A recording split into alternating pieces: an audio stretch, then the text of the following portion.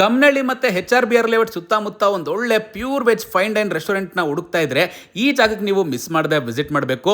ಬಫೆಗೂ ಸೈ ಅಲಾಕಾರ್ಡ್ಗೂ ಸೈ ಇವ್ರ ಹತ್ರ ಸಿಗೋ ಫುಡ್ಗೆ ನಾನಂತೂ ಫ್ಯಾನ್ ಗುರು.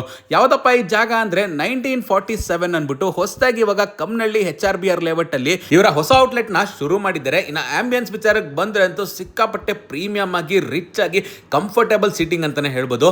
ಮೊದಲಿಗೆ ಒಂದು ಬ್ರೊಕೊಲಿ ಸೂಪ್ ಇಂದ ಸ್ಟಾರ್ಟ್ ಮಾಡಿದೆ, ಕುಡಿಯೋದಕ್ಕಂತೂ ಸಖತ್ತಾಗಿತ್ತು. ಸ್ಟಾರ್ಟರ್ಸ್ ವಿಚಾರಕ್ಕೆ ಬಂದ್ರೆ ಶೋಲೆ ಪನ್ನೀರ್ ಟಿಕ್ಕಾ ಮತ್ತೆ ತಿರಂಗ ಪನ್ನೀರ್ ಟಿಕ್ಕಾನ ಆರ್ಡರ್ ಮಾಡಿದ್ವಿ. ಮೇನ್ ಕೋರ್ಸ್ ವಿಚಾರಕ್ಕೆ ಬಂದ್ರೆ ಕಾಶ್ಮೀರಿ ನಾನ್ ಜೊತೆಗೆ ತವಾ ಪಲಾವ್ನು ಕೂಡ ಆರ್ಡರ್ ಮಾಡಿದ್ದೆ. ಹೇಳಿದ ಎಲ್ಲಾ ಐಟಮ್ ಟೇಬಲ್ ಮೇಲೆ ತರಿಸಿದ ಮೇಲೆ ಮೊದ್ಲಿಗೆ ನಾನು ಟ್ರೈ ಮಾಡ್ಬೇಕು ಅನ್ಸಿದ್ದೆ ಚೀಸಿ ಕ್ರಮ್ಸ್ ಮಶ್ರೂಮ್ ಫ್ರೈ ಅನ್ಬಿಟ್ಟು ಬಹಳ ಕ್ರಿಸ್ಪಿ ಆಗಿ ಒಳಗಡೆ ಚೀಸಿ ಆಗಿ ಸಕ್ಕತ್ತಾಗಿತ್ತು. ನೆಕ್ಸ್ಟ್ ಶೋಲೆ ಮತ್ತೆ ತಿರಂಗ ಪನ್ನೀರ್ ಟಿಕ್ಕಾನ ಕೊಟ್ಟಿರೋ ಗ್ರೀನ್ ಚಟ್ನಿ ಜೊತೆ ಟ್ರೈ ಮಾಡಿದ್ವಿ. ಕ್ವಾಲಿಟಿ ಆಫ್ ದ ಪನ್ನೀರ್ ಅಂತೂ ಸಖತ್ ಸಾಫ್ಟ್ ಆಗಿ ತಿನ್ನೋದಕ್ಕೆ ಸೂಪರ್ ಆಗಿತ್ತು.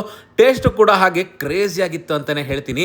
ಮೇನ್ ಕೋರ್ಸ್ ವಿಚಾರಕ್ಕೆ ಬಂದ್ರೆ ಕಾಶ್ಮೀರಿ ನಾನ್ ಜೊತೆಗೆ ದೇಸಿ ಪನ್ನೀರ್ ಟಿಕ್ಕಾ ಮಸಾಲಾ ಕಾಂಬಿನೇಷನ್ ಅಂತೂ ಮಸ್ತ್ ಆಗಿತ್ತು. ಇನ್ನ ರೈಸ್ ಐಟಮ್ ಬಂದ್ರೆ ತವಾ ಪಲಾವ್ನ ಸಜೆಸ್ಟ್ ಮಾಡ್ತೀನಿ. ವೆಜ್ಜೀಸ್ ಇಂದ ಲೋಡೆಡ್ ಆಗಿದ್ದು ಮಸಾಲಾ ಭರಿತವಾಗಿರುತ್ತೆ, ತಿಂತಾ ಇದ್ರೆ ಟೇಸ್ಟ್ ಸೂಪರ್. ಡೆಸರ್ಟ್ಸ್ ಅಲ್ಲಿ ಮೈಸೂರು ಪಾಕ್ ಐಸ್ ಕ್ರೀಮ್ ನ ಮಿಸ್ ಮಾಡದೆ ಟ್ರೈ ಮಾಡಿ. ಜಾಗ ನೆನಪಿದೆಯಲ್ಲ, ಕಮ್ನಳ್ಳಿ ಕಡೆ ಇದ್ರೆ 1947 ನ ವಿಸಿಟ್ ಮಾಡಿ.